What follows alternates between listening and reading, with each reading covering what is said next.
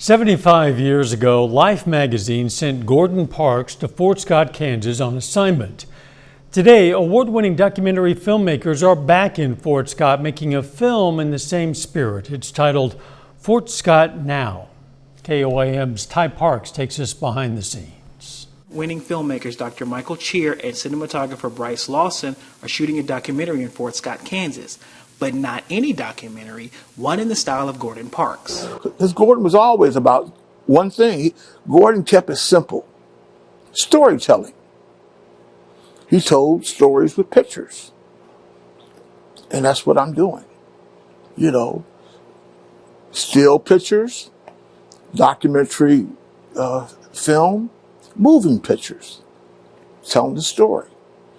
And here we are. You know, if you look at back to Fort Scott, reading the essays, especially his, what is Fort Scott now?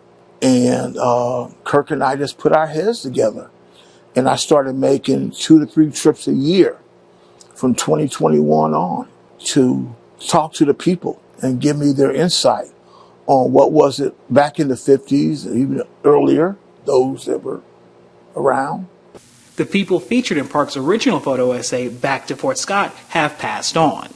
Well, we want to find the essence of the people that we'd love to deal to do the follow-up to the folks that were there, but we try to do what's the next best thing. Let's do the same aspects. Some families, average families living here in Fort Scott, some of the occupations that we did, such we did as the head basketball coach, the football coach. We did some of the business owners here too as well, of young and old, different families, different lives. So we're capturing, try to things what's happening here in Fort Scott now. Speaking with the residents, Cheer says 2 things stand out the most.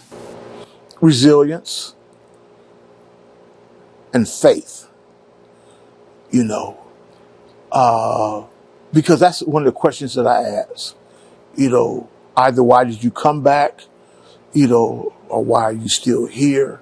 And what is it about this place? It has to be more than a small town charm. Hell, you get small town charm anywhere. The documentary is planned to be released early 2026 in Fort Scott, Kansas. Ty Parks, KOAM News.